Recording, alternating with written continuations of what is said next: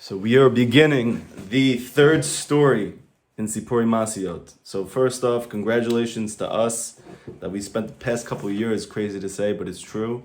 We spent the past couple years toiling in the very deepest of Rabbi Nachman of Breslov's Torah. And now we're on a third story, which is near and dear to my heart for a lot of reasons. Some of them which will come up tonight and some of them which will play out throughout the rest of the story. And I hope that this story resonates with you. Rabbi Nachman says that the sign of a person who's truly devoted to Hashem and for sure wants to grow and is not complacent is that when he learns Torah, he finds himself in it. So I encourage all of you to not think to yourself, well, this isn't me, this is something else, or this is somebody else, and we're just learning about them, and not to take that approach. Because the Jewish people are kulam tzaddikim. And even if you don't feel like a tzaddik, you have to know that there's a nekuda to tzaddik inside of you. And in that point, you have to find yourself in all of these things. Every person's a world, and therefore everything is contained inside of you, both the good and the bad. And but the bad is going to fall away, and the good is real, and it's going to be there forever. So this is what Rabbeinu is trying to bring out from us. This story is called Mechiger, which means, for lack of a better term, and it's not politically correct, but a cripple. It's speaking about a person who's disabled, and we're going to see he's not able to walk, and he is actually the hero of this story. So, all of us have our own deficits. Every one of us has our own challenges, which feels like it's crippling to us. Some of these things that have been the bane of our existence, that we are literally praying and davening and learning and hoping somehow one day this thing will leave me. When in fact, we're going to see from this story that it could be that very thing is the key for you to achieve the tikkun of your soul, for you to achieve transformation in your life, for you to achieve true closeness with Hashem, and ultimately to actually bring the collective redemption of the Jewish people. And this is the greatness of Hashem. And here is the story. We're going to just say out the first piece like we usually do, and then I'm going to go back and try to explain it based on all the Perushim, all of the explanations that we have from the great Breslov Hasidim, and I'll try to put in my own 2 cents. So it starts like this. Maaseh bechacham echad. It's a story of one wise man. Kodem oto kara et banav u'mishpachto. Before he passed away, he called to his sons and to his family. V'tziva otam lashkot ilanot. And he commanded them, water the trees. Gam yesh lechem reshut la'asok b'sha'ar panasot.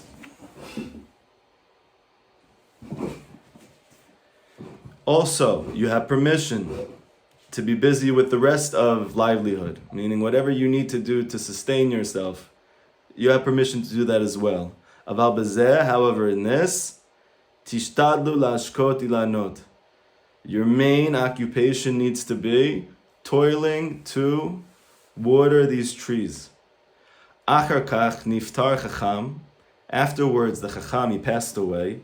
V'hiniach banim. And he left behind his sons. Vayalo ben echad shelo haya yachol lelech. He had one son for him. Shelo haya yachol lelech. He wasn't able to walk. Vaya yachol amod. He was able to stand. Rak shelo haya yachol lelech. But he was not able to walk. Vaya echav notnim lo sipuk de parnasato.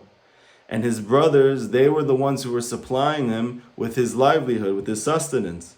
Vayu maspikim otokokach ad shenishar. And they kept giving him until he had extra. Vaya toa ben, and it was at this son, meaning shelo haya yachol lelech, he wasn't able to walk, that one. Mikabetz al yadei al yad mima shenishar lo miparnasato. He gathered together all what that remained in surplus that they had given him in terms of parnasa, in terms of livelihood, ad shekibetz sach mesuyam, until that he was rolling in the dough.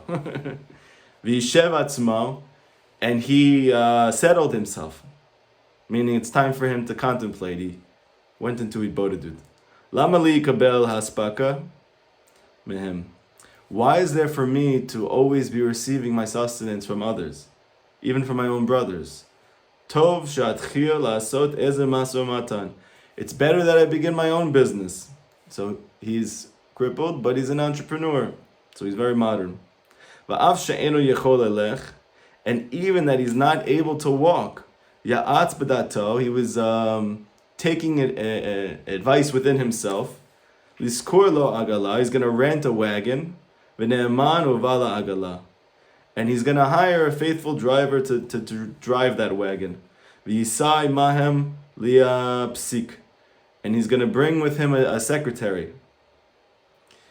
V'yechol la'asot masa matan, and he's going to go to the city of Lapsik, and he's going to do business over there.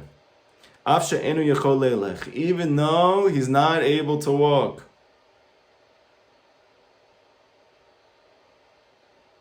Okay, so now let's go back. We start with the Chacham Echad, this one wise man. It's prior to his death, and he calls out to his sons and to his family. So the first thing that you'll notice if you're paying attention is it doesn't just say he calls to his family. He calls to his sons and to his family, which really there should be no distinction. If you're going to say he called out to his sons and his daughters and his wife, that makes sense. If you're just going to say he calls out to his mishpacha, his family, that makes sense. But to distinguish between his sons and his family doesn't really make any sense because his sons are his family. Now Chazal explain that when we say Shema twice a day, it says that we should teach our children in there. It's in the second paragraph of Shema. And Chazal explain that this is not speaking about one's physical children. It's speaking about one's students. That the mitzvah of teaching your children is really most concentrated within the desire of Hashem that you should make Talmidim. Rabbi Nachman has a whole Torah in Likutei Moharan where he says, well, let's say, for instance, you're not a rabbi, you're not a teacher, you don't feel qualified to give over teachings in such a way. So how do you have this mitzvah of having students? And Rabbi Nachman says that every single time that you say over any Torah that you know to another person, you become the bechina of a rabbi, and the person who's listening becomes the bechina of a student. So in any sense, anything that you do to confer over the da'at that you have to anybody else, that person becomes your student. Even, and this is a little bit abstract, but if let's say you're in Hitbodedut and you're saying over Torah that you learned, then in that sense, your higher self is teaching your lower self because you want to transform, right? What's the problem? The problem is that your lower self hasn't registered what your higher self knows. That which you have learned and absorbed through these classes, through these lessons, through the advice, through the encouragement of Rabbi Nachman of Breslov, that you so desperately want to feel and experience in your life, hasn't entered into your heart. So you see this in many stories. In the first story, in this story, where their main character, where the hero is going into a place and he's going with a secretary and he's going with a horse and he's going with a wagon. And all the Mefarshim explain that these are all code words for a Jewish soul coming down into this world and taking on a body. In this case, that would be like the wagon. And bringing a secretary, that would be like the intellect. And we spoke about in prior classes how this is a main distinguishing force that Rabbi Nachman's bringing out. A person is not their intellect. They have an intellect, but they're not their intellect, which is important to know. You are your soul. And all of these things are resources that Hashem gave us to be able to serve Him in this world. And like we're going to learn in a moment, to be able to lift up all the sparks of godliness that fell at the beginning of creation when the world was tohu vavohu, like we learned in last week's parsha, when the world was chaos and desolate, which is not unlike right now. In that case, the secretary needs to teach the cripple what it needs to know in this world. It needs to teach the soul what it's capable of knowing, but that takes time. And that takes an outside force. And that outside force can even be within your own mind. So in that case, you could be your own student to your own teacher, which is the wisdom that you have. That requires contemplation. But here, what I'm trying to bring out is that you see that these sons are not his family. The sons that he calls over before his death are not his family, this wise man. The one that he's commanding them to water the trees, these are some other sons. And according to the Chazal, it sounds like these sons are actually his Talmidim, they are his Chasidim. And in this we can see a direct allusion to Rabbi Nachman, who knew that he would eventually pass from tuberculosis, which he had for 3 years. And he alluded to many times that he knew that he was going to pass away eventually from this disease. And prior to his passing, when he was going from Breslov to Uman, and he was walking on the way with them, and he was telling them about Rabbi Shimon Bar Yochai, and how he told the Jewish people, specifically the sages of that time, they thought the Torah would be forgotten from the Jewish people.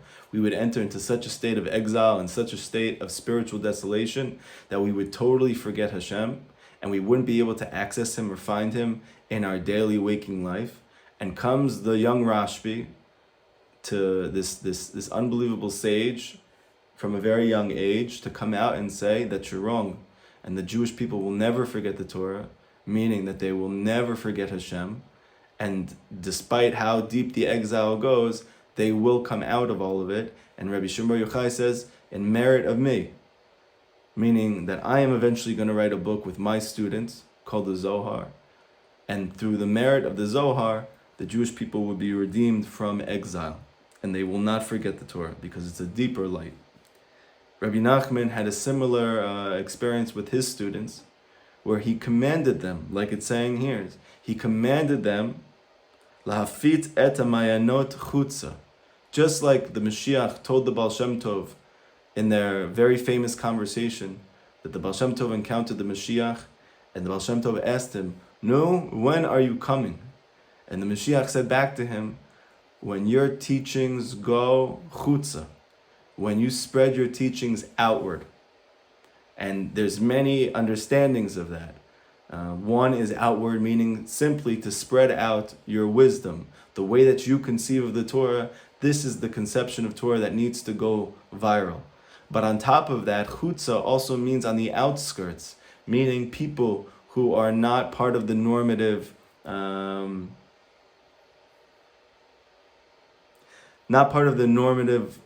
society. Chutza can be people who feel alienated, who feel oppressed. They feel chutza, they feel outside. Or there's another explanation of it, that it is referring to everybody, but it's referring to the parts of everybody that's chutza. Meaning that Torah only has been able to suffuse like the most superficial aspect of you. But to be able to get down deep, to be able to literally infiltrate your heart, which is a stone, to be able to get into your fingertips, like Rabbi Nachman says, that's real emunah. How do you ever get Torah that it's mamish your blood supply? Just like you have physical oxygen, you have spiritual oxygen, which is entering into all of your cells. For that, the Mashiach says, we're going to need chasidut. We're going to need your teachings to go out chutza. And Rabbi Nachman made it very clear that his teachings are even on another level than his great-grandfather, the Baal Shem Tov. And these teachings need to be studied before the coming of Mashiach. We're going to get into some of those statements that he said to those students. But the main point to bring out from the very beginning of this is that Rabbi Nachman is literally preluding his own death. And the fact that he's going to tell his students, your main occupation needs to be watering the trees. The Jewish people are all compared to a tree. In fact, the Torah says that a man is a eitz hasadeh, he's a tree of the field. In all the same ways that a tree needs to be cultivated, it needs to be watered, it needs its own personal space, it needs to take time, it needs the right elements, it needs the sun, it needs the water, it needs the right fertile soil. So too, every single Jewish soul, like a tree, needs all of these things. And additionally, like the Lubavitch Rebbe says, in a very ingenious way, that this is why you can never give up on a Jew, including yourself. Because some trees give out fruit within the first year, or within the first few years. And some trees, it takes 70 years before they give out fruit. And so for all of your friends and family that you are concerned about, that you may personally wonder in the recesses of your own heart, how is this person ever gonna become sensitive to the fact that Hashem exists, that they are a Jew, that we're brought to this world to do His Ratzon, and we're not just physical beings, we're spiritual entities that have been brought down to this world to accomplish something. So the answer could simply be that they're a 70-year tree, and you just have to wait. But every tree that's a fruit tree is going to end up giving out fruit. But for that to happen, we need to water those trees. Now, Rabbi Nachman was not saying, I would like you to do this. He commanded them. And this is something that we have to know as well, that we, as Rabbi Nachman's students, we were commanded by Rabbeinu to go out and spread his teachings chutza. And not that it would be a nice thing for us to do, or that it would be something that we should preoccupy ourselves with because it has meant so much to us and it's going to mean so much to friends and family. That's true. But that's not the ikr, that's not the essence of this command. The command is we must be busy with this because Rabbi Nachman picked us. He alludes to this in different stories, and he says it explicitly in Chaim Moran, in his biography that was written by Rav Natan. He didn't just have students tam, he chose those students. In fact, his children, he says he drew their souls from the world of Atzilut, which is the highest spiritual world, and the Eitz Chaim, Rav Chaim Vital, in the name of the Arizal, brings down that the very, very holy tzaddikim are able to draw souls from the highest of places. But this isn't just children, physical children. It's actually most concentratedly banav, his sons, meaning his students. And what's the reason he wants them to be doing this? Rabbi Nachman says in the 7th lesson of the Likutei Moharan and Tinyana that the perfection of a person is when they exist, not just, let's say they get to Gan Eden, they get to Olam Haba. He says that's great, but that's not perfect. What is perfection? Perfection and wholeness is that you exist above and below at the same time. Like in this parsha, it says that these are the generations or the offspring of Noach. And in the first pasuk in this parsha, it says Noach twice. What's the reason it says Noach twice? Because Chazal and the Zohar and the Baal Turim, they all explain that whenever it says a tzaddik's name twice, it's referring to the fact that he exists in Olam Haba and Olam Hazeh at the same time. So, what is the real purpose of having children? The real purpose of having children is that eventually when you're not here, you can still exist here. You exist here through your kids. Now, obviously this means physically, but this also means your students, because the Gemara teaches that any person that you teach Torah to, they are in the bechina of your child. You gave birth to them spiritually. And in that sense, the sages actually say that all the laws that have to do with honoring your rabbi, your teacher, are related to honoring your parents, because he literally gave you spiritual life, just like your parents gave you physical life. And in this case, spiritual life lasts forever, and physical life lasts however long we're here. So in that sense, it's an even higher commodity. So Rabbi Nachman is commanding us as his Hasidim, as his students, as his disciples, the ones who have touched his Torah, that it's touched our hearts, that it's changed us, that it's brought life and happiness into our family, faith and strength. So we must give this over to others, not just because it's a good thing to do or because you're inspired to, but because Rabbi Nachman actually picked us and commanded us to go do this, just like the Chabadniks were sent on Shliach. We are also put on Shliach.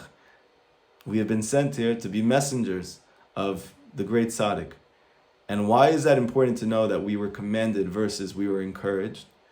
Because when a person becomes a Shliach of somebody else, halachically, according to Jewish law, then in reality, everything that you do is as if the person who sent you did it. And that is so important because, Rav Natan discusses, there's going to be people who are going to become students of Rabbi Nachman, and they're going to say, well, me, Like, I'm not capable of spreading these teachings. Like, I'm on such a low level. I don't feel close to Hashem at all. I'm still struggling with all the same stuff that I usually do. And I love these things, but I definitely don't feel qualified to give them over to anybody else. So the answer is, it's not in your power that this is happening. It's not in your merit that you're going to be successful in doing this. The fact that Rabbi Nachman himself sent us to do this means that every single time that we attempt to spread his teachings, the koach is with the tzaddik. And we are the vessel, we are the vehicle for spreading those teachings. And so you could just take all the pressure off, because whatever happens, it's not in your reshut. All you have to do is do your best. And in the koach of the tzaddik, and obviously with siyata d'shmaya of Hashem, and Hashem always is helping his tzaddik, then you will be matzliach in giving it out. And whoever needs to get it will get it. And like Rabbi Nachman says, even when you see that you tell a person something that I say, and it looks like he falls on deaf ears, or you give them a sefer of mine, and they never look at it. He said, I promise you, that person's going to give it to somebody else, who's going to give it to somebody else, or that person who heard it a few years from now is going to look back on that thing that you said, or that person's going to tell another person what you said, and eventually the words will hit their mark for the person that it needs to hit its mark on. So eventually it will be matzliach. And therefore this whole story of the Chacham gathering his children around him is Rabbi Nachman before his passing to us, those in the present and those in the future. Gam yesh lechem reshut la'asok b'sha'ar parnasot. And also that even though you have permission to do whatever you need to do to support yourself,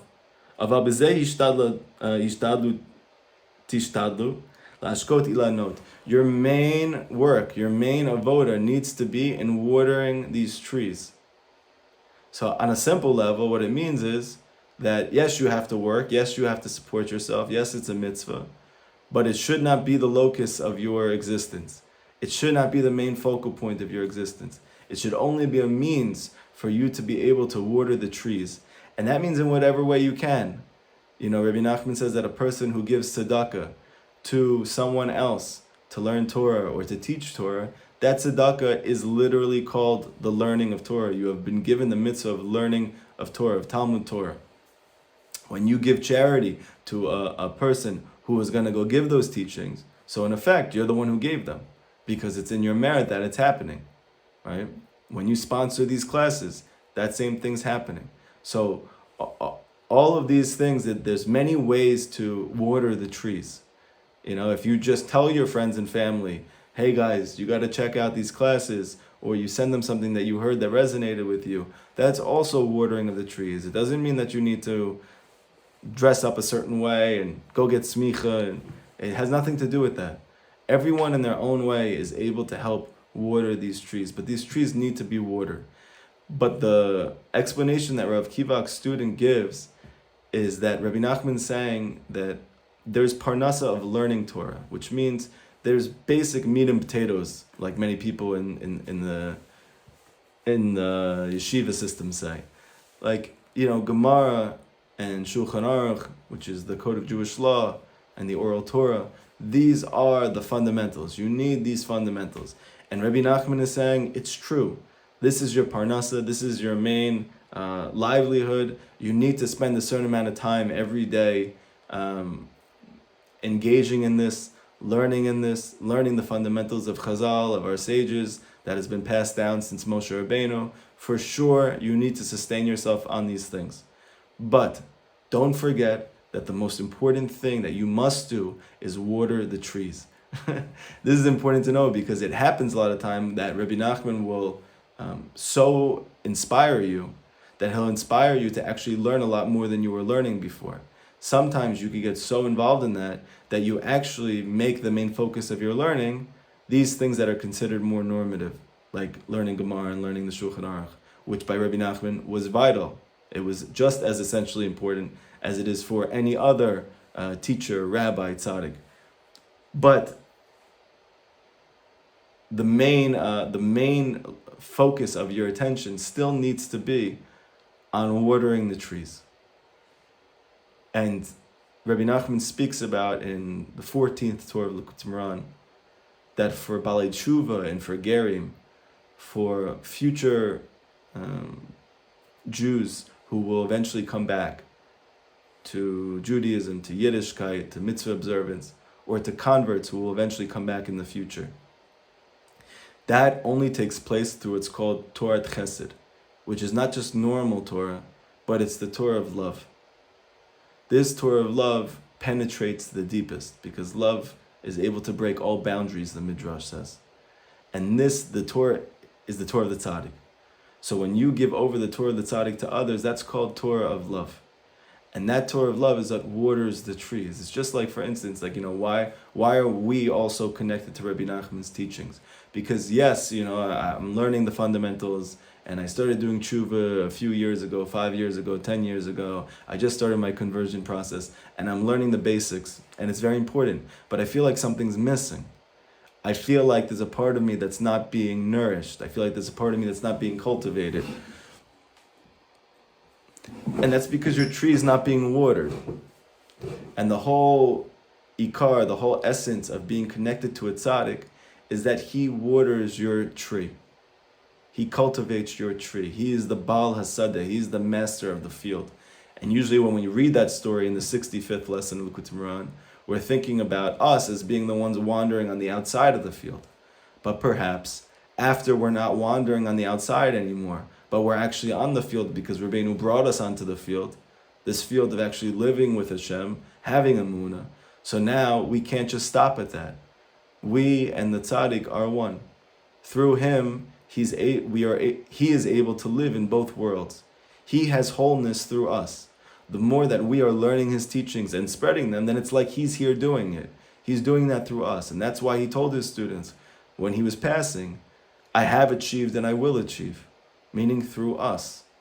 And in fact, there's a part of Likutei Halachot where Rav Natan says something amazing, that you see that Yehoshua ben Nun, Moshe Rabbeinu's student, his main Talmud, and really the first Chassid, so to speak, in the archetypal fashion that he is, he rose to prominence and he brought the Jewish people into the land of Israel. He fought and overcame all of the enemies of the Jewish people, all 31 enemies, only once Moshe passed away.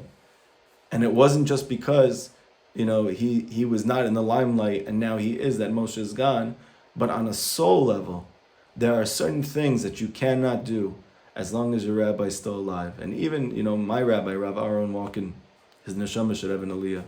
Someone told me after he passed away, which was only after a few years of me knowing him, which was probably the only thing that really comforted me. They told me that when my rabbi passed away, someone told me that when your rabbi goes, when he leaves this world, it's because Hashem is telling you, you're ready now. It's time for you to put into practice all the things that your rabbi gave you, and you can do this. I mean, that's the message of, paradoxically, your rabbi passing on is you can do this. You must do this. You need to do this. And so too for us, we can do this.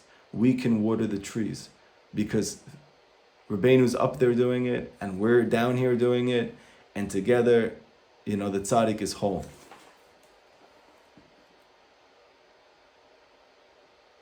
And so here's the main first import of this lesson. Regardless of what you're busy with, regardless of what you're doing, the main priority has to be watering the trees, and never more so than right now, that we are really, really, really struggling with what's going on. We're scared. People are, trapped in their homes. People are having questions and doubts that are plaguing them, that maybe when things were going better, they just kind of skirted under the rug, they didn't have to confront, and now it's all just like pouring out. Right? Rabbi Nachman's teachings are never more important than they are right now, where we had something on Holocaust proportions take place in the land of Israel to the Jewish people. In some ways, worse, because, at least the Germans tried to hide what they did, whereas the Arabs are broadcasting it on social media. So we need to water the trees. I'm going to read to you some of the things that Rabbi Nachman spoke about in terms of his teachings. Why it is specifically his teachings that need to be spread. So in this way, we're going to get encouragement, Bezrat Hashem, about our role in doing that, and why exactly these teachings are the ones that need to be brought out to water the trees. So the Rebbe said that Likutei Moharan was the beginning of the Geula. It was the beginning of the redemption. And now that it has come out, I very much want people to study it. They must study it so much that they know it by heart, because it's filled with guidance and has the power to stir men to Hashem in a way that nothing else can compare with. And we all have experienced that. He even goes on to say that anyone who learns the Likutei Moharan has no need for any other works of Musar, meaning that all the ethics and all of the inspiration, all of the moral guidance that you need is contained in this Sefer Likutei Moharan. And later on he said explicitly that learning his works was the beginning of the redemption, may it come speedily in our days. He said the best way to study his works was to follow two separate siddharim, two separate routines. The first is to study with as much speed as possible, just so you can become conversant in all the different aspects of his lessons. Meaning you don't know them deeply, but you're familiar with all of it. The second should be one of study in depth, where Rabbi Nachman says you should walk with a lesson of mine all the time. You should always have one lesson that you're living with, walking with, growing with, developing with, so that through the course of your lifetime, you will eventually have lived in depth in all of his lessons. When the manuscript of the first part of Likutei Moharan came out, which was the only one that Rabbi Nachman saw, he didn't get to see the second part in his lifetime, but while it was being bound, the Rebbe said to Rav Natan, to you this may seem like a straightforward matter, but how many worlds depend on this? And Rabbi Nachman said he knew the place of all the tzaddikim of the past, from Adam HaRishon, from the first man until the present, the place they were from, the place their Torah teachings were drawn from, and where they reached when they left the world. He started saying how the Baal Shem Tov was drawing his teachings from the Sphira of Bina, which is the highest female Sphira, while the Maggid of Mezrich was that from Chochmah, and how even though Bina is lower than Chochmah, the Baal Shem Tov's Torah's teaching were drawn from a level of Bina which is above Chochmah, meaning the innermost point of one's heart is coming from a place on a soul level which is even higher than one's mind. He said, as for my teachings, however, they are drawn from higher levels in all of these. And even if I were to receive from these lower levels that the Baal Shem Tov did, that the Maggid of Mezrich did, that the Arizal did, that Rabbi Shimon Bar Yochai did, I would not want such teachings, Rabbi Nachman said. I'm only interested in teachings which are entirely original. I was told that he said that his lessons come from a place where no one else has ever received them. There's a famous Kabbalist in our generation who he said that Rabbi Nachman is the revelation of Atik, which in terms of Kabbalah, there's different worlds, there's different partsufim, different spiritual systems, each of them higher than the other. And he brings down how Moshe revealed the lowest, which is the revealed aspect of Torah, then the Rabbi Shimon Bar Yochai revealed the secret aspect of Torah, the Arizal revealed something even higher, which is the explanation of those teachings, and going on and on and on, until Rabbi Nachman actually revealed the teachings of Arach Anpin, or Atik Yomim, which is the highest of all the teachings, which has never been revealed prior to. And the reason why Rabbi Nachman was given permission to do so was because the further that the generations get away from Hashem, the more concealed is his light, the greater a revelation of Torah that we need. We need it from a higher place.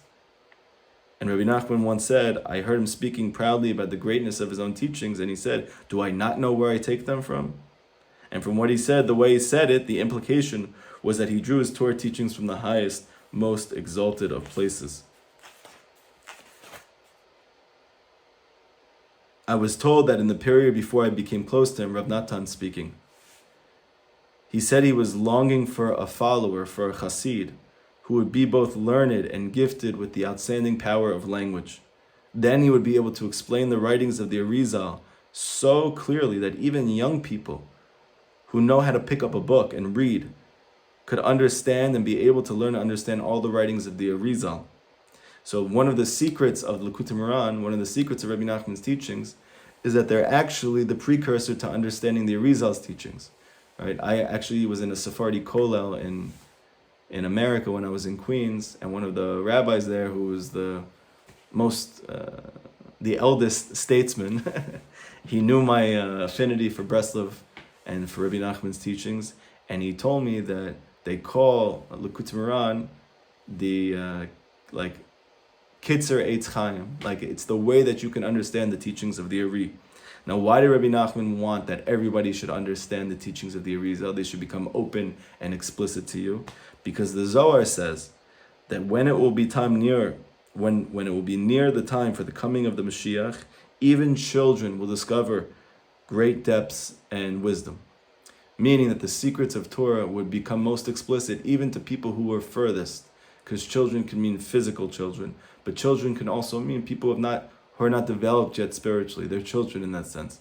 Even they will be able to learn and understand these deepest teachings. And that was Rabbi Nachman was hinting to with his teachings.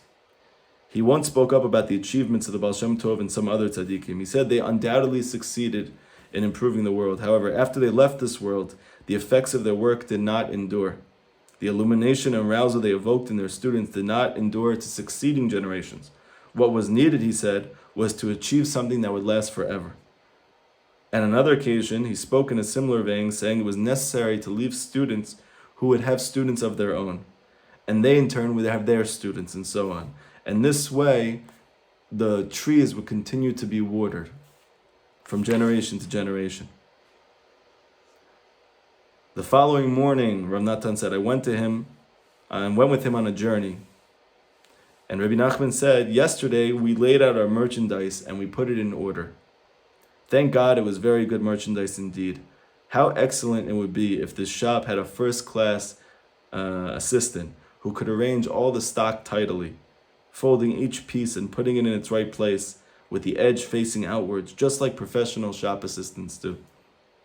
They fold the stock neatly, leaving just a little piece sticking out so the customers can immediately see what beautiful stock they have as soon as they enter the store. The moment someone comes in to buy something, the assistant can immediately put his hands on just what the customer needs and quickly spread it out in front of him. This way he can immediately show him the splendor and glory of this excellent merchandise. And Rav Natan said that the meaning of Rabbi Nachman's mashal is very clear. He was looking for someone for us to learn his teachings so consistently, so genuinely, so intimately, that when another person comes, that we're able to give them the exact thing that they need at any given time. Because Rabbi Nachman says that everything that has ever and will ever take place is included in his teachings. Everything that people need is in his teachings. You know, even when I was in Uman, there was a chassid there who was in my room, who I didn't know. He was placed in my room, just happened to be at the end. It wasn't supposed to be in our room. And it was good that he was. It was very inspirational to hear his story and how he connected to Rabbi Nachman. One of the guys in the group was asking him, like, genuinely, because he connected to Rabbi Nachman's teachings. But when you go to Uman, one of the main things you want to know is, like, you know, what did it for you, so to speak? What was it for you that sealed that Rabbi Nachman for you was in a different place? It was on a different level of seriousness for you in terms of how you wanted to live your life, what you wanted to bring into your life, what you wanted to cultivate within you and give to others. So this person said, it was pretty simple for me. Like, Rabbi Nachman is the only rabbi who speaks about depression, and he's the only rabbi who speaks about sex. So he said that those two things are a big part of my life, and everything that is in my life needs to be addressed, and in a way which is just unusual, is the fact that even to this day, Rabbi Nachman is the only one who has addressed every topic, right? And even to the extent that once someone was asking Rav Chaim Kramer why it is that Rabbi Nachman never speaks about making a place for sadness in your life, right? And again, this does not mean that you should never feel brokenhearted. That's a mitzvah gadol. It's a great mitzvah to have a time each day when you have a broken heart. It's a great mitzvah to feel the pain of the Jewish people and to join in their suffering. But never to become disheartened, never to become downtrodden, never to allow yourself to fall into despair, which he calls sadness. So this is the distinction between brokenheartedness and sadness. But why does Rabbi Nachman never speak about allowing yourself to feel sad? So Rav Chaim Kramer said in all seriousness that if Rabbi Nachman never spoke about it, it means it doesn't exist. Which means to say that if you're engaging in doing that, that's your own idea. But the Torah actually is not encouraging ever that there should be a time that you wallow in sadness. It's not a benefit to you. It's actually very damaging to you. Now, should you have a time every day where you give over your broken heart to Hashem? Absolutely. You should have that time in Hibodedut. You should have that time for an hour a day. You should have that time in a very genuine, authentic, intimate way.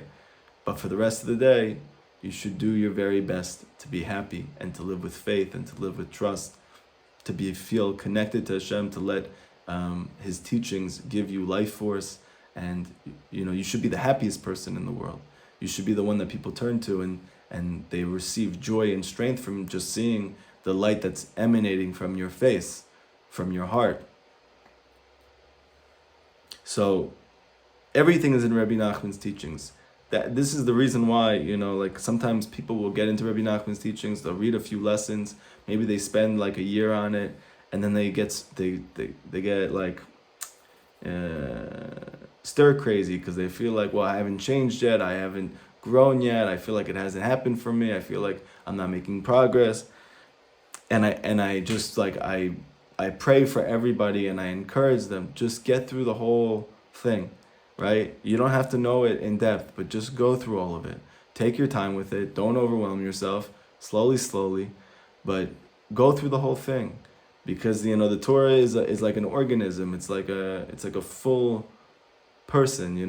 There's the hands and there's the feet and there's the eyes and the nose and the mouth, and of course you feel like something's missing. You haven't been through all of it yet, so you have to just take your time, but you have to see all of it. And in seeing all of it and making it a part of your life, in this way you can be like that person that when someone comes and they need a certain merchandise, you're able to just give them what it is. And I could just tell you from my own experience, the more that you learn these teachings, the more that you try to give them over to your friends or your spouse, right, whoever, the ones that resonate with you, the more you're going to see that when something comes up for you or someone speaks to you, automatically something that Rabbi Nachman says is just going to pop up for you, right? And the more you do it, the more that happens, and the more you can like merchandise in a store, just pick out this thing that they need at that specific time. The last thing that I'm going to tell you that Rabbi Nachman said about his teachings is a story that he gave. It's very short, but it's worth hearing.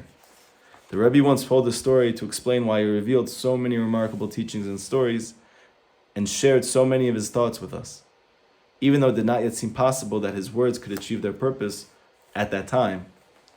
So once there was a king whose only son became so ill that all the doctors despaired of curing him. Meanwhile, a doctor of outstanding wisdom came. The king begged him to try his best to cure the prince. The doctor told him truthfully that the chances of the prince's being healed were very remote. However, there was still a means of last resort. If they tried this, there was a very faint possibility that the prince could be cured. But I do not know whether I should tell you what this method is, said the doctor, because it would be very hard indeed to use it. The king pressed him to reveal what the method was. The doctor said, "You should know that your son's illness is so critical that it is now quite impossible to give him even a certain single drop of medicine to swallow." Meaning even the medicine that there is for him, he's so sick that he can't bear it. However, there exist certain remedies which are so priceless that a single small bottle costs thousands and thousands of gold coins. What you have to do is fill barrels full of these precious remedies, take bucketfuls of these remedies and pour them over your son. Obviously, all these precious remedies will go to waste, but the prince will become very slightly stronger as a result. And it may be that as they pour all this over him, a tiny drop will go into his mouth, and then it may thus be possible for him to be healed. The king immediately agreed, and gave instructions to do what the doctor had said, and this was how the prince was healed. The meaning is obvious, Rav Natan said.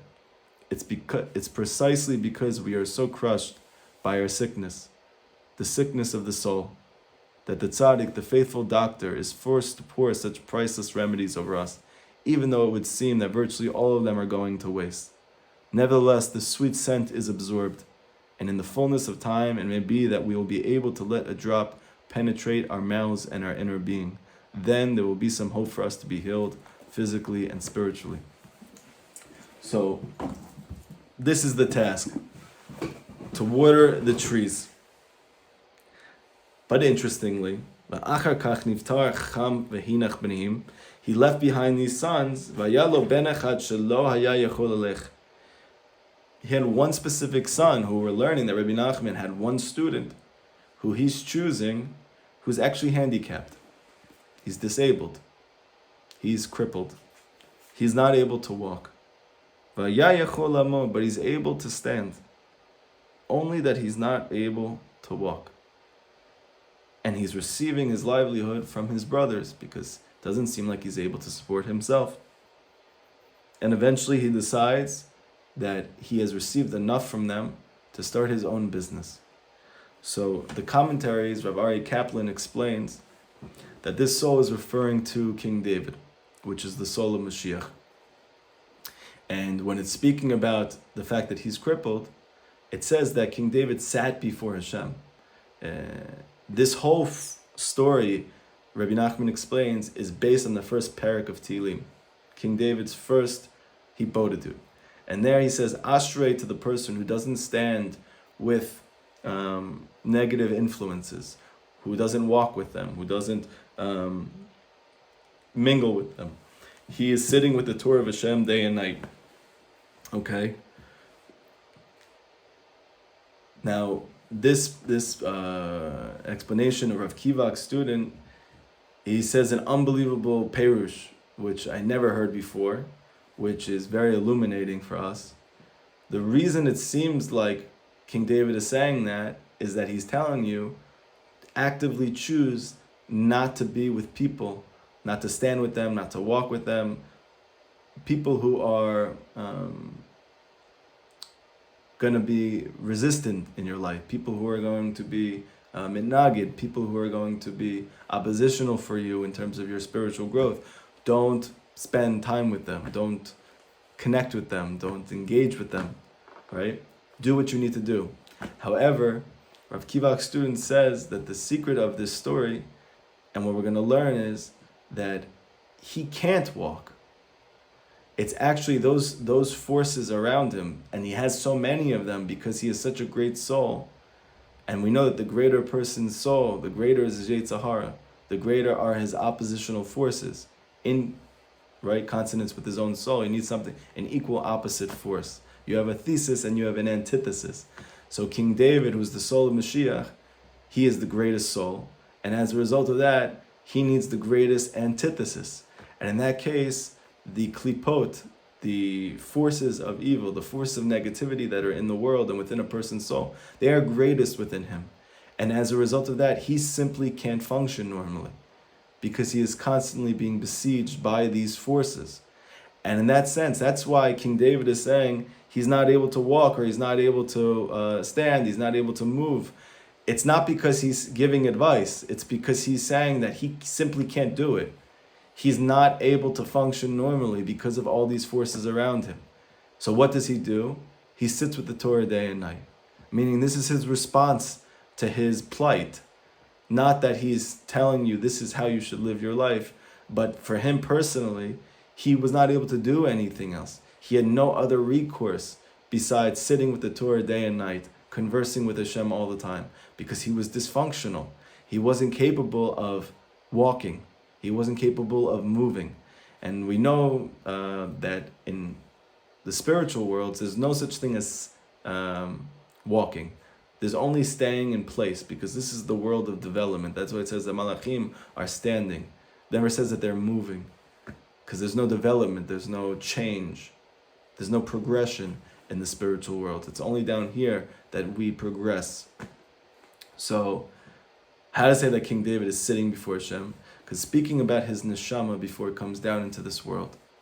The soul of Mashiach is sitting before Hashem because it has no body with which to move. And these forces of negativity are so strong with him specifically. I want to bring out, just to explain, what are the brothers, why is it that he's not able to move, what exactly is going on. So there's a famous Chazal which says that Adam Rishon, right from last week's Parsha, it said he lived 930 years. It's a very unique number. We know that a day, according to Hashem, is 1,000 years, right? That's why it says in Tehillim, in the 90th parak of Tehillim, it's comparing a day to 1,000 years.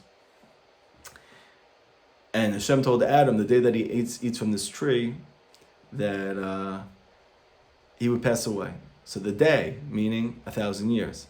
So Adam Rishon was supposed to live 1,000 years. So why do he only live 930 years?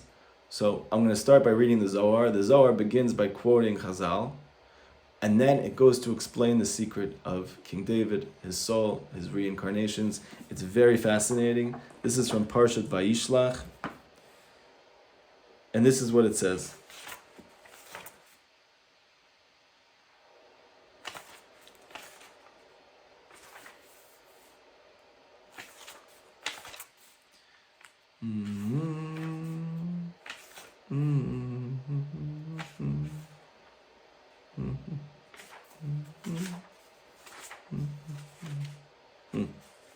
Okay.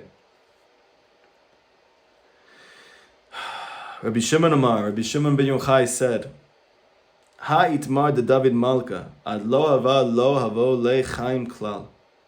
King David was never supposed to have life at all. Bar da Adam kad ma'aya hav le shivi'in shanin midile. Except for the fact that Adam Arishon, the first man, gave the soul of King David 70 years to live in this world. V'chachaya kumei the David Malka shivi'in shanin havo. He gave them 70 years of himself. V'kiyuma the Adam kad ma'a elev shanin chasar shivi'in, and that's why Adam lived 1,000 years minus 70.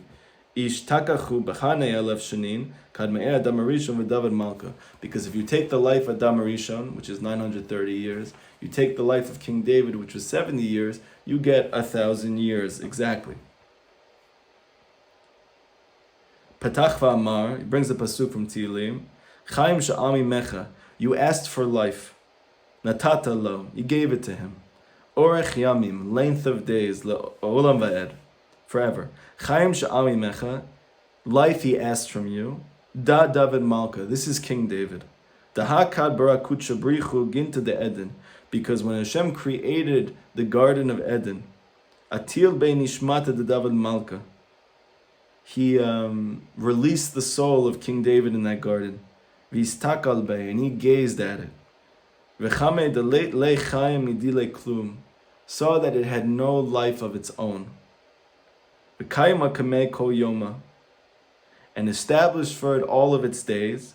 Kevan devar Adam Rishon, and when Hashem created Adam Rishon, Amar ha vadai kiyumei, Adam Rishon said, for sure the soul of King David will live. Ume'adam kad ma'a avos shavi'in shanin itkayim David Malka ba'alma. So Adam gave David 70 years of his life. However, the Arizal brings down that when Adam gave David 70 years of his life, he mamish gave him 70 years of his life.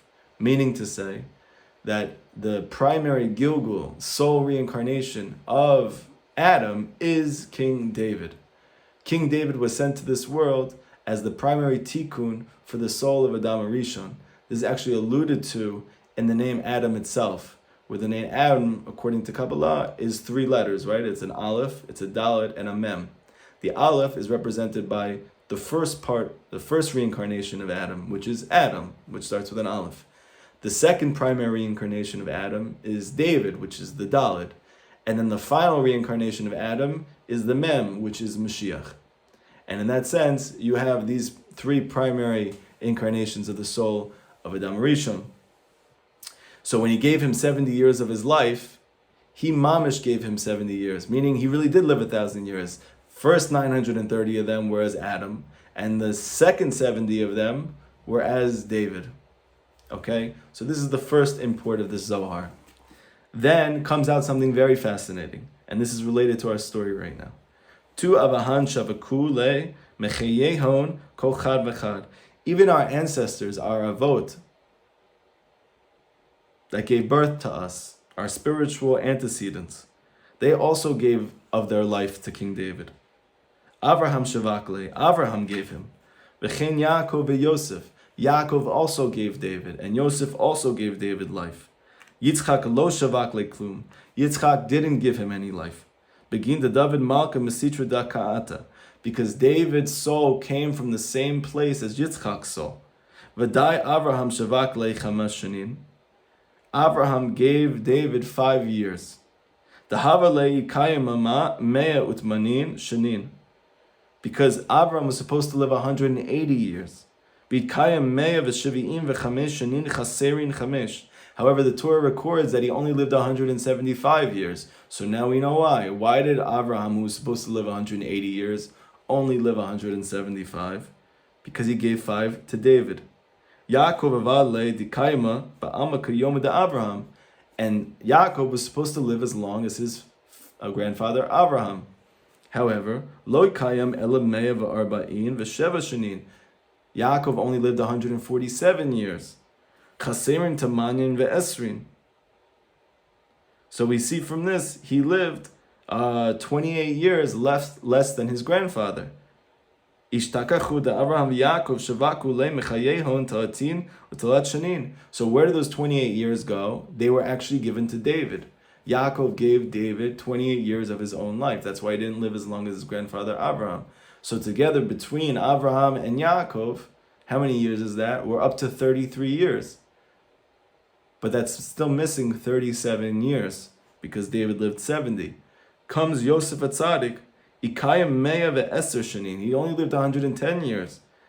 But we know that Yaakov and Yosef are considered like one. So for sure, Yosef is supposed to live as long as his father Yaakov. But he only lived 110 years. So what's the difference between 147 and 110? So the Zohar says 37 years. So Yosef HaTzadik gave King David 37 years to live. So in that sense, we have 33 years from Avraham and Yaakov. We have 37 years from Yosef. Altogether, those are the 70 years of King David. Now, a person might ask themselves, but I thought Adam already gave David 70 years. So why do Avraham, Yaakov, and Yosef have to give David now 70 years? So the commentary Matok Midvash, which is actually written from a person who went through the Holocaust, and I believe he actually passed away in the Shoah, and he wrote this prior to that, or during the camp, something crazy. But he explains that Adam had given David 70 years of his life prior to him making this error in Gan Eden. And because it was actually his own life that he was giving him, that life was tarnished when he had the chet of the Eitz Hadat Tov Ra. So as a result of that, he actually couldn't end up following through with his original promise to give King David 70 years of his life. So who gave those 70 years? It had to be our Avot, who were actually sent here to be the first tikkunim for Adam. So even though the primary reincarnation of Adam is David, he does first come back as Avraham, which is why they have the same first initial. And he comes back as Yitzchak, and he comes back as Yaakov, and the soul of Adam continues to come back through these great spiritual ancestors of ours. So in that sense, there was an original 70 years that was given over. That was pulled back because of this original error. And then after that, it was the ancestors of the Jewish people who actually gave those same 70 years to David. Now, why doesn't David have any life of his own? This is very important for us to know. Because David is the living manifestation of the Sphira of Malchut. And all of the 10 Sphirot, these 10 divine emanations where Hashem's light is revealed into the world, that Hashem orchestrates the world through. It's the only Sphira that has no internal light. All the light that Malchut has it receives from the Sfirot above it. So it's like a vacuum. It has a very big hole, but it has no light of its own to fill that hole. And therefore the Malchut is absolutely vital that Malchut, or King David, is receiving light from that which is above it, which is part of the reason why his Hibodedut sessions, his Tilim, is so intense, and it's so intimate, and it's so emotional, because he truly has no light besides the light that Hashem gives him. He doesn't have even what Hashem gives Jewish people in general, which is a piece of him, this internal light of their own. He has nothing of his own. In fact, the Gemara says he's not even supposed to live, he's supposed to be a stillborn. And yet he is given his life from his brothers, right? And that's what this story is saying. That the great Chacham, the great wise man before he passed away, he's commanding all of his sons and students that they should go out and water the trees, and one of them wasn't able to walk. In that case, that's King David. Meaning, he wasn't able to live in this world. And so his brothers gave him sustenance, gave him livelihood, meaning Avraham gave him 5 years, Yaakov gave him 28 years, Yosef gave him 33 years. And then he decided he had enough life to come down to this world and to live and to effect his mission in this world. Why can't David walk? Well, part of what makes the Malchut, there's really two things that make the Malchut very fragile. One is the fact that it has no light of its own, and therefore it's very, very vulnerable to other people's light, meaning if it's filling up with the wrong light, it's even more sensitive to that, because it has no life force of its own to combat that, right? So it has to be very careful about what is the wisdom it's receiving and imbibing and living with. On top of that, in the 10 Sfirot, you also have the 10 Sfirot of the Klipot, which are counter to it. And those 10 Sfirot of the other side, the forces of the Sitra Achra, they exist right below the Malchut, which is why Shlomo Melech, when describing Malchut, says that her feet descend to death, which means to say that her upper part is in the sphere of Malchut, right, within Kedusha. However, her feet are in the realm of evil, meaning her lower self is trapped within the forces of the Klipot. They're not letting the Malchut walk. And that's why it says that this soul is not able to walk, because the forces of negativity are literally keeping his feet hostage. So this is his cripple, this is his handicap. What we're going to see later on as we continue the story is that actually that very handicap, that very disability, is what actually brings him to finally get healed. And also it brings Geula to all of the Jewish people, and it destroys all the evil in the world, all because he's handicapped. So in this sense, this is tremendous, tremendous encouragement and chizik for all of us, because every one of us has our own disability, whether that is struggles with our parents, whether that is abuse that we've been through, whether that is bullying that we've experienced, whether that's trauma that's affected us, whether that is psychological distress that we have, depression and anxiety, learning disabilities, whether we have an affinity for drugs or for dangerous behaviors, whatever is our thing that, or type, something more considered more normative, and not like pervasive, I should say, not normative, pervasive, such as, taivas, lust for things that are physical. All of those are like handicaps, right? They're keeping us from experiencing and imbibing the light of Hashem and living with that light. And on the other hand, it's bedavka, it's on purpose. It's not an accident. Hashem made us that way because that itself will cause our soul's healing. And it also will cause, ultimately, the redemption of the Jewish people. And if you need chizik, you have King David, who is this soul that's messianic. And the soul that Hashem chooses, it seems to be the soul which is the least functional of all of our ancestors, whatever the reason is. And yet he's able to carry out his mission. And here you have substantive proof that Hashem does not give a person more than he's able to bear. He doesn't give someone something that he's not able to handle. Now, why is that important for us? Because many people here, myself included, have things that trouble us, have things that feel like they are preventing us from taking those steps that we want to make spiritually, from taking those steps that we want to make just in our life. And we feel like if we could just get rid of this thing, we would be able to finally live a good life. Whether that's getting married, or whether that's staying married, or whether that's having kids, or whether that's the kids going in the way you want them to, whether that's physical health, whether that's mental health. If I could just fix this thing, if this one thing would just go away and I would have Yeshua in this area, I would finally be able to live the life I'm supposed to live. So Rav Kivak, his student, is bringing out that this was the great wisdom of this Chacham. Whereas most Siddiqim are saying, yes, you need to first heal before you can find Hashem. The great sage, he comes and tells you there's actually another derech. It's a more powerful derech. It's a path in which that you realize that in the disability itself, in the crippling experience that you have had, you will find Hashem from that place. It's not a barrier to your connecting to Hashem. It's the very root and source through which you will find Hashem in your life. Because the great wise man knows that Hashem is everywhere.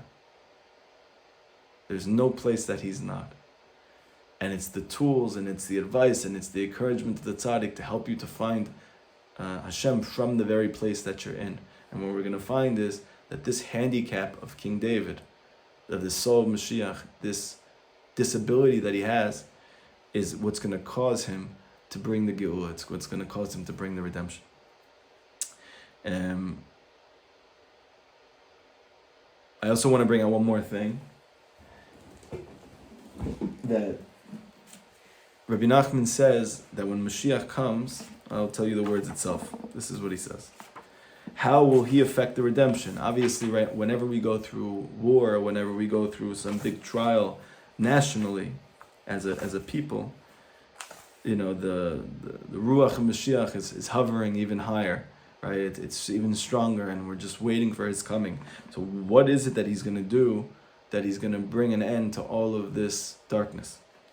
So Rabbi Nachman says like this: Ki ikar klei zeno shel Mashiach hu tefillah. This is the second Torah Likutei Moharan. Rabbi Nachman says the essential weapon of Mashiach is prayer. And Rabbi Nachman continues and he says, Misham ikar chiyuto. From there is the essence of his life force. So we just said King David has no life of his own, and David is the Mashiach. So where is he getting life from? Rabbi Nachman says he's getting all his life from tefillah. So it's an amazing thing. You know, we might think to ourselves, man, why is it that only after I do Ibodedut I feel good? Why is it that only from Ibodedut I feel life? What, you know, like I wish I could feel it the whole day. It could be that Hashem wants us to be praying all day. Like Rabbi Yochanan says in the Gemara, Alavai, I could pray all day. Right? We think of it like kind of like I want to be Yotze this thing. I want to talk to Hashem for an hour, and I check the box, right? And it makes us feel like a tremendous tranquility of mind and a settling of the soul, and that's great. But it could be that you know, our relationship with Hashem is not like 1 hour of the 24 hours, but in reality, Rabbi Nachman wants us to get us accustomed to conversing with Hashem in such an intimate and such a normative, in such a regular way, that we are able to do that all the time. And it's not a burden. It's actually our life force. It's our source, right? It's a source of life. And in that sense that we know that, it's just that we're so unaccustomed to it. So not normative for us. But once you know that, then you have new life. And all the wars that he's going to face, and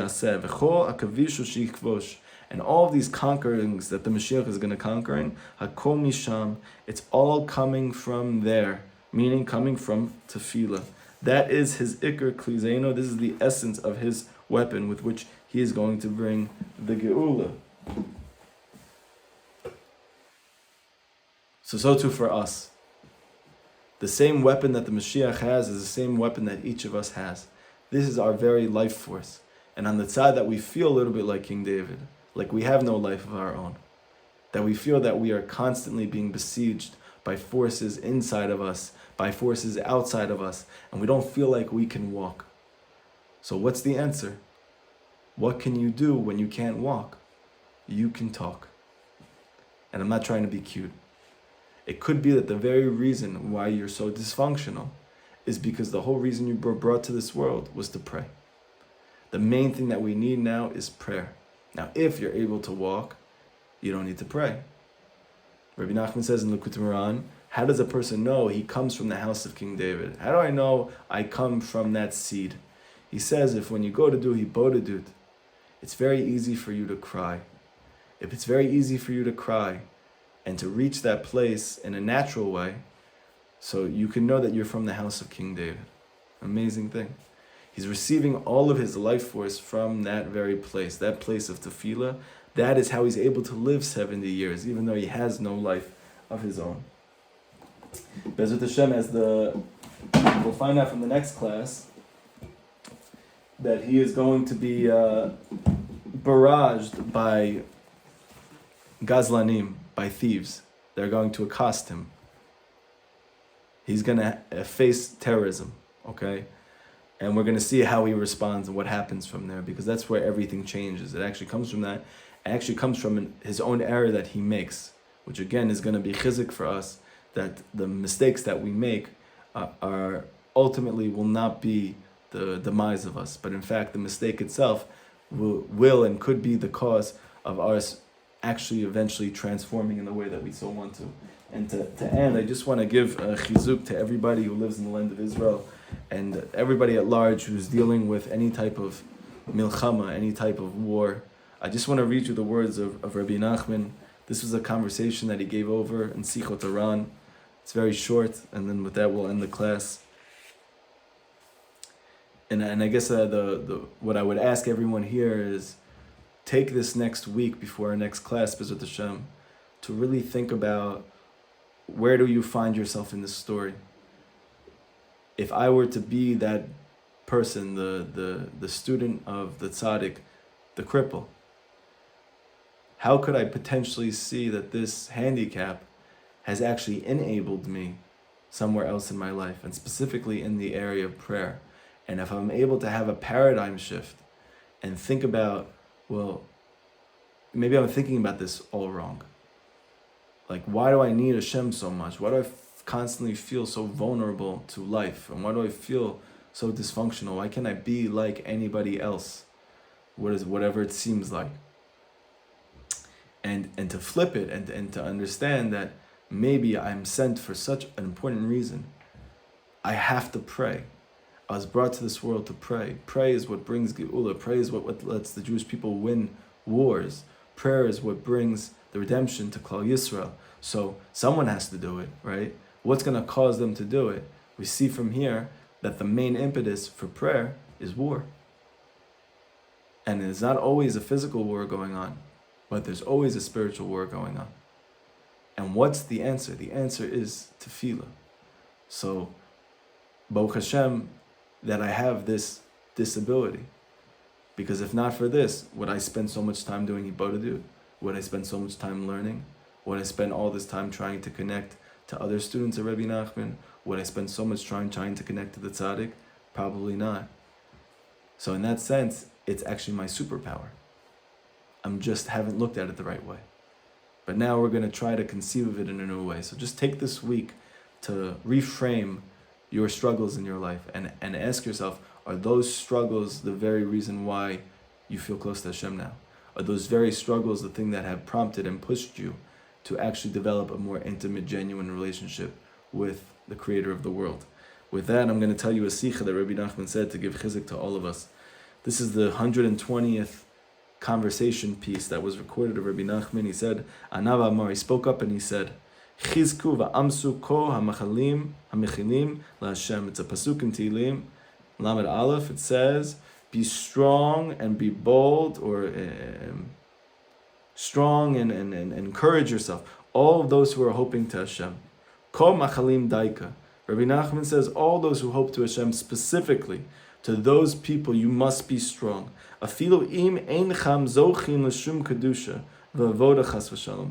Even if you haven't yet merited to achieve the level of kedusha, of holiness and service of God that you want to. Rak machalim levad, only that you're able to hope to Hashem. That's the only thing you've been able to accomplish, is to simply want to be close to Hashem, is to simply hope that one day Hashem will bring you close to Him. Afal piken chizku va'amsu. That's the chiddush of King David. He's saying, for that person, be strong and be bold. Va'al tiplu mishum davar sheba'olam, and do not fall for any reason in the world at all. Yeh ech shieh. Whatever comes your way, whatever you have had to endure in your life, whatever has befallen you,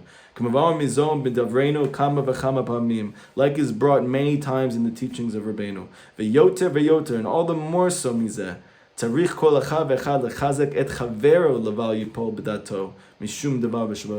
that even if you have fallen yourself and you feel like you are holding in a very low place, but all the more so you should make sure that you are still encouraging your friends and your brethren that they don't fall.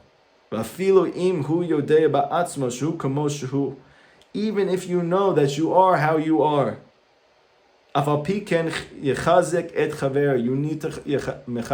You need to encourage your friend. Because it's easier to encourage your friend than it is to encourage yourself, which we all experience. It's like the famous, I could tell everybody the advice they need to hear, but I don't know the advice for myself, or I don't know how to follow it myself, right? What's the reason for that? So Rabbi Nachman brings the Gemara. He says very explicitly, why? Ki ein chavush matir et atzmo. Because a prisoner cannot release himself. Meaning to say, why is it so easy for me to tell somebody else good advice, and yet it's hard for me to actually take that good advice? Because I'm a prisoner to my situation. And the Gemara says, you need to be released from outside of the prison. Someone needs to come and release you. It's harder to do it when you yourself are the prisoner.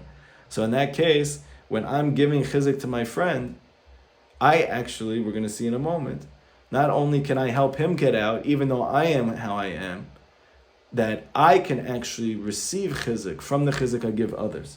Ki ein ra'a gedola min afila, because Rabbi Nachman says there's nothing more destructive for a person than despair. Like it's brought in Masechet Sota Membed Amid Aleph Inyan Milchama, when it comes to the Inyan of war. And I was just up to this in my Seder, like I go through all of Rabbi Nachman's books from the beginning to the end, and if I merit it, I start over again. I just go in order, no specific topics that I'm going on. And literally just today, I came on this Sikha, which is about war. And he says, when it comes to Milchama Gashmi, like a physical war, the pasuk says, "Al tir'u va'al taritzu." Moshe says to the Jewish people, "Do not be afraid, do not despair. Al tir'u mishpa'at hagasim va'al taritzu mikol hakarnot." Okay, whatever. The Gemara is trying to say not to be afraid and not to despair. Shekol dvarim ha'ele ovrim al mi shechafetz lichnos b'avadat Hashem. Because Rabbi Nachman says that all of these things, including physical war, they all occur to any person who desires to enter into Avodat Hashem, to serve Hashem. Ushakama minei milchamot. Many types of wars that a person has to go through in their life, both physical and spiritual. Upechadim, usvaat, halgasim, v'kol taranot, ovrim al kol echad ve'echad. Every person who genuinely wants to serve Hashem will have to endure many wars. And he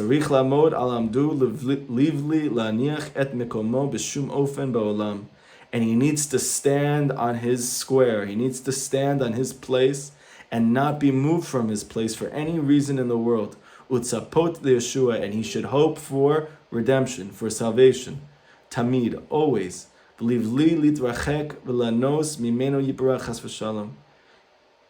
And he shouldn't distance himself or try to flee from trying to connect to Hashem anymore, from wanting to be close anymore, from despairing of that closeness with Hashem. Because when it comes to the Inyan of Milchama, the Gemara says in Masechet Sota, Mem Dalet Amud Bet, that the beginning of Mapela, the beginning of losing the war, is Nisa, Rahman Aslan. It's seeking refuge. Meaning, when do I start to lose the war? When I run away. As soon as I run, I've lost. That's the secret of what we learned, that when a person on Sukkot, they hold up their 4 minim, right? The Zohar says, who's the one who's winning the war? The one who's still holding weapons. Meaning, you don't have to be succeeding in the way that we think about success in a more normative sense. Real success in this war is that you're still fighting. So how are you still fighting? You don't run. Ki ana mepanecha avrech, because where is there to run? Rabbi Nachman says, Imasek shamayim, if I go to heaven, shamata, there you are, va'atzia sha'ol, and if I have made my bed in hell, down here, here you are. Like we learn in the famous 6 Torah L'Kutimran, that Hashem is everywhere, right? That's the running and returning. We need to find Hashem in every place. Ki Hashem yiparach b'chol makom, because Hashem is in every single place. Ki tzarichin liyot akshan gadol b'avodas Hashem. You need to be very stubborn in service of Hashem, like he brings later on. V'sheyizke livli apil et chavero. And like when he will merit that he shouldn't fall, and he shouldn't especially cause his friend to stumble. Even though he himself knows that he's far from serving Hashem in the way that he knows that he could, or the way that he would like to. Adrabah, opposite. You should give every type of encouragement you can to others.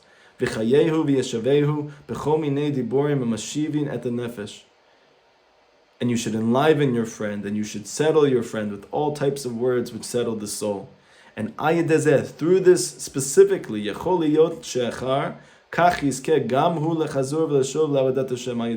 that you yourself will end up arousing yourself to want to return to Hashem through your encouraging others. So with that, I give us all encouragement. Rabbi Nachman says this whole world is a very narrow bridge. The main thing is not to be afraid. There's nothing to be afraid of. And now we see an explicit source in Rabbi Nachman's teachings in Sichot Haran. Even if you have a physical war, Rabbi Nachman says, doesn't change the equation. Never be afraid. There's nothing to be afraid of. Throw yourself on Hashem completely, and Hashem will protect you. He will take care of you, and you have nothing to be worried about. I heard a story from my wife that there was a woman whose daughter, she was secular, the woman was secular. Her daughter was Bal Tshuva. She became a Chabadnik. And she put a picture of the Rebbe in her mother's ma'amad, which is a safe room. Every apartment, every school has a safe room in Israel because of the bombings that take place here. So in this place, it's supposed to protect you from all of those things, and I think it does, right? So when I think she was living in the south of Israel, where this whole thing happened last week, this whole terrible travesty, and she was hearing bullets being shot and all these things going on. She went into her mamad, she locked it, and apparently they were shooting from the outside to try to get in. And even though she was secular, and even though she was not mitzvah observant, and she never spoke about any type of belief in God, and she never expressed that she had any, she saw the picture of the Lubavitcher Rebbe, and she just starts speaking to Hashem for the first time in her life, in the midst of all of this. And she says, Hashem, I know you're listening to me, and I trust you completely. Nothing is going to happen to me. I'm putting my trust in you completely. Nothing is going to happen to me. And I trust you, and I trust the Rebbe in front of me. I'm going to be completely safe, and you're going to take care of me, and nobody's going to hurt me. And for 45 straight minutes, this room is getting shot at.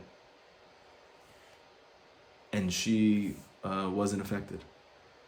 She was protected by Hashem. And Hashem took care of her.